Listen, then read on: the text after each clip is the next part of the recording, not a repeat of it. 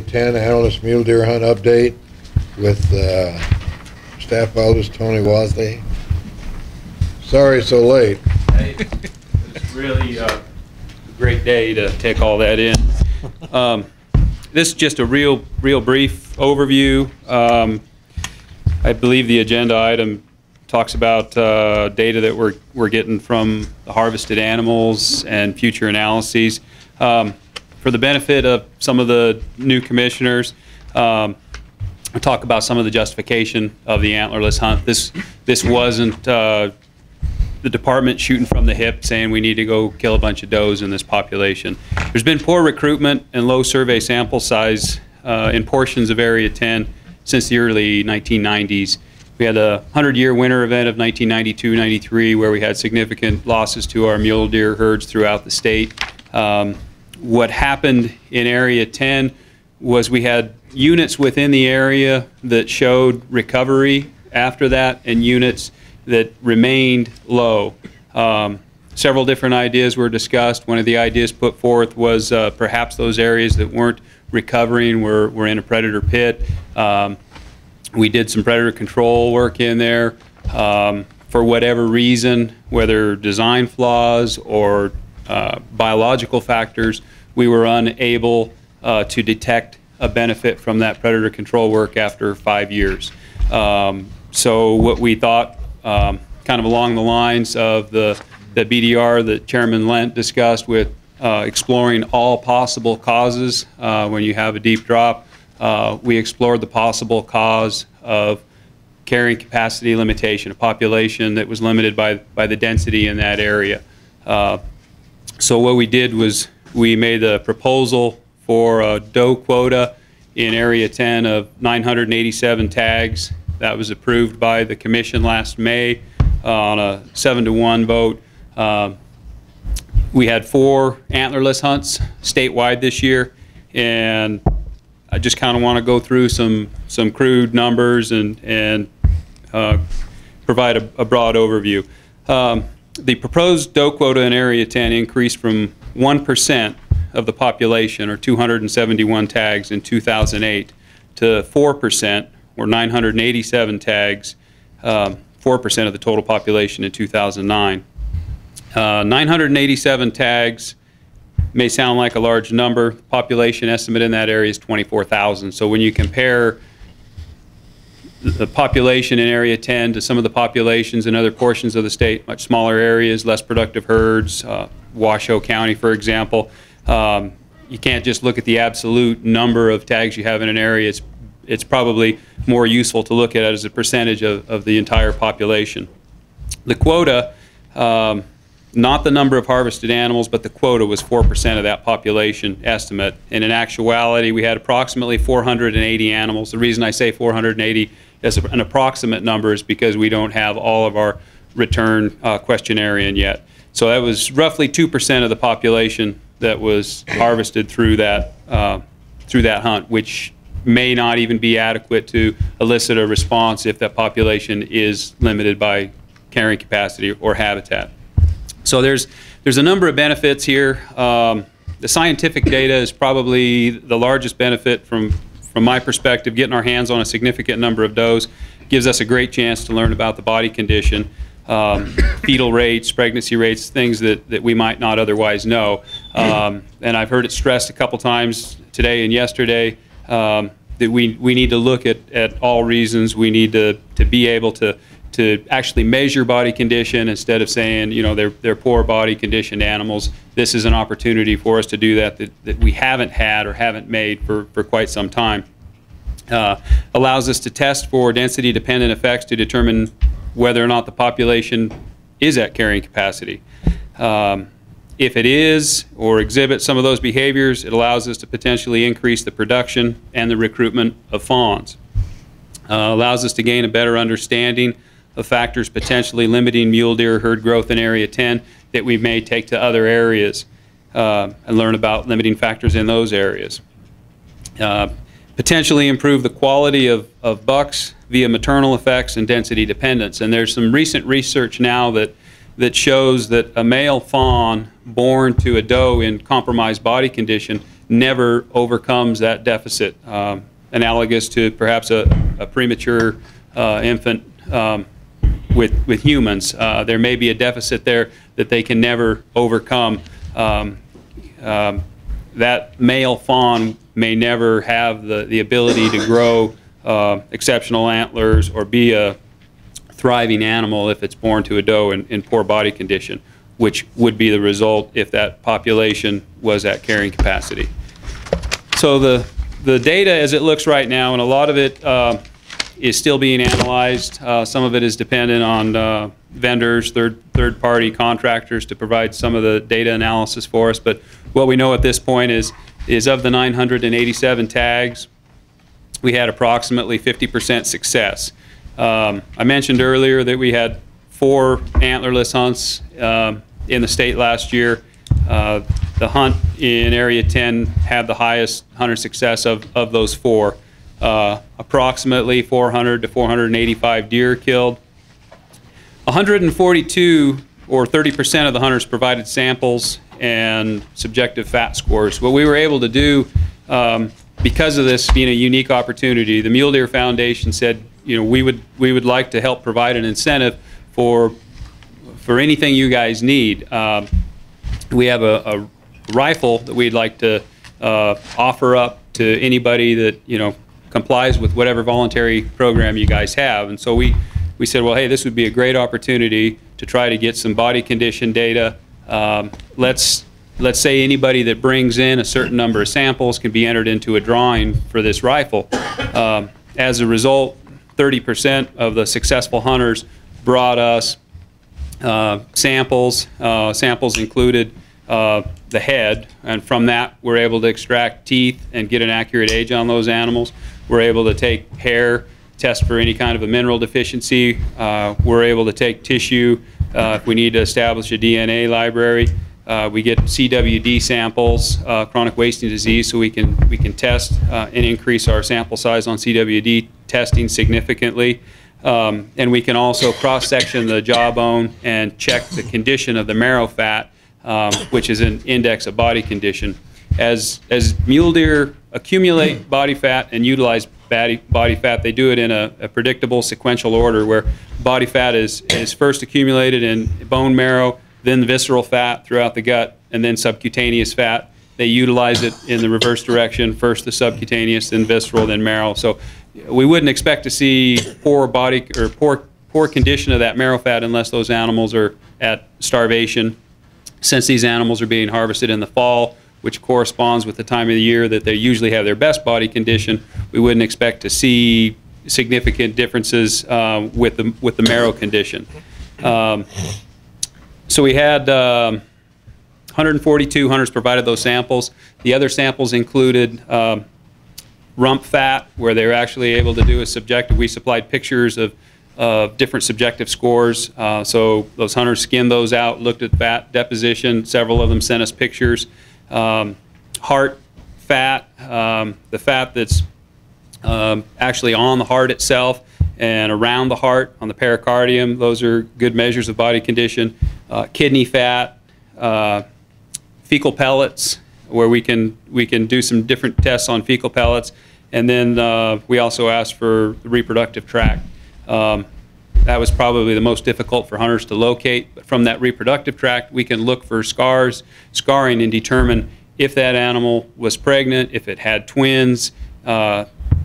We can determine a lot. Then what we can do is when we get the age data back from the lab that's analyzing all the teeth, then we can begin to look at whether or not our animals are reproductively capable at 1 year old, 2 year old, at what age they become reproductively capable. And in populations that are below carrying capacity and have great habitat, those animals come into heat as yearlings, whereas populations at carrying capacity, a lot of times it will be 3 or 4 years of age before they're reproductively capable.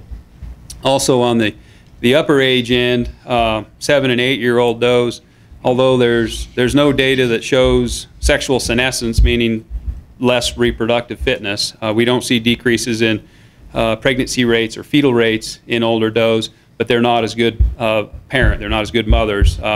There's a critical bond that forms between doe and fawn. We also asked hunters for their observations if the animal that they harvested was either lactating, if there was milk present, if there was physical evidence that nursing had occurred, worn areas on the teats, and if that fawn was present. So if we know that we have a higher number of animals that are 7 and 8 years old that are lactating but weren't observed to be with fawns, then we can infer from that that there's probably some fawn loss, those older does. So there's a whole lot of questions that we're going to be able to ask. And with a sample size of 142, that's far more than we've had or seen, perhaps going back to the 60s. So I'm kind of anxious to see the age data and actually perform some of those analyses. One thing of interest, we typically see a bias towards the males in both elk calf harvest and mule deer fawn harvest. The bias could be the result of numerous factors, including misidentification by the hunters, behavioral differences, by the genders, or other factors. But whatever the underlying cause of this bias, typically it's a 2-to-1 ratio of reported males to females in calf and mule deer fawn harvest. Again, this year, our preliminary harvest data shows that we have a reported harvest of 48 bull calves, that's statewide, to 25 cow calves, 2-to-1. In areas other than Area 10, our mule deer ratios, 24 buck fawns to 12 doe fawns, again, 2-to-1. But in Area 10, 57 fawns were harvested, 45 were male and 12 were female, nearly a 4-to-1 ratio, twice the ratio observed in other parts of the state. There's a number of scientific papers and studies that document that poorly nourished does have a higher production of male fawns. We don't know that that's the case, but it's a pretty interesting observation at this point, and it's something that we're going to look into more. If the harvest of fawns is an accurate reflection of their proportion in the population, then the condition of the does may be one of the causative factors. If sex ratios are varying to the extent observed in the data, then there's some significant implications to our population models and population estimates. But we need to look at that a little bit further before we jump into that. That's all I prepared for you guys today. If you guys have any questions, I'd be more than happy to try to answer them. Charlie Hall? Mr. Wasley, is any of this information available on the website? Not yet. That's our intent to make it available. You know what I'd be particularly interested in? That 5-year predator project you had in Area 10. I'd really like to see that. I've got some data, but I know that different people have different feelings on why we were unable to determine or detect the result. Some people believe there was flaws in the design and the monitoring aspects of that. What I could tell you is that we tried to look at a number of different factors. We looked at beneficial effects at a number of different locations. We looked at percent 4-point or better in the harvest, and we saw no change. We looked at total animals harvested. We saw no change. We looked at survey sample size. We had no change. And we looked at fawn ratios. The last 2 springs had been 2 of the lowest ratios ever recorded. So there's a lot of possible reasons that the data did not reflect a positive change, but the bottom line was we spent $346,000, and whether it be design flaw or reality, we were unable to measure a change with our metrics. Was there both pre-monitoring? Was there both pre-monitoring and post-monitoring on that? The monitoring on that project did not go above and beyond our normal background surveys. So we had a treatment and a control area. We had historic data that led us to the conclusion that that population could be in a predator pit. There are a number of changes that I would probably recommend if we were to do that again, one of which would be a much smaller scale. I think a population of that size in an area that magnitude, it's pretty difficult to cost effectively go in and reduce predators to the point where you can measure a beneficial response in your population that you're trying to protect. Any questions from the commission before we bring it out to the public? And you have some more questions and they're done. Public have questions. Anybody from the back of the room? Okay, I mean, I guess I had a couple questions. First, you said you did a lot of these studies that you did on these doe. Other than the fawn ratios that you got out of, the male-female ratios, did you have the results yet? No, as I indicated, we're dependent on When are we going to get them? I could make a couple calls and give you some approximate dates. I'm hoping that I doubt that we'll have them by the time we're setting quotas in May, but we're dependent on third-party vendors, especially for the aging techniques. It's highly specialized. They take the tooth, they cross-section the root, high on the root, through a microtome. They prepare a slide, microns thin, they stain it, and then they have people that look at them under dissecting scopes and look at rings of annular cementum as it's laid down on the tooth. Okay, so we won't know by May, almost for sure. So it's possible. Okay. It's possible. There's typically one lab that does the bulk of the samples for the entire nation, and they get pretty backed up. But I've heard some stuff on you brought up that predation project that ended here a while back on Area 10. And that's being the largest section of our deer population. My understanding is that area is such a huge deer population, kind of like what you said, that it would almost be impossible for it to have showed a statistically measurable result. But however, it was brought up in those meetings when we were going forward, and that was brought forward when we were approving those projects, in fact, that it would be almost impossible with the small level that we were putting forth because it was such a huge area. So I don't know that was somebody actually anticipating statistically measurable results, because we were told it wouldn't be measurable in that area without a lot more analysis than we were going to be able to give it. How long have you been on the commission? 2.5 years. The project was started in 2004. Yeah. The initial meetings occurred in 2004. I came to a couple of the meetings. I read all the stuff in the advisory boards. Yeah, there's a criteria set forth in the paper by Ballard that specifically says that the area shouldn't be beyond a certain size, and I think it would have been prudent for us to adhere to that, because it probably would have saved us a lot of time and money.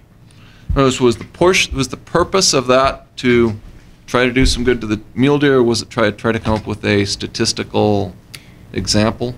The purpose was to try to benefit mule deer and elk.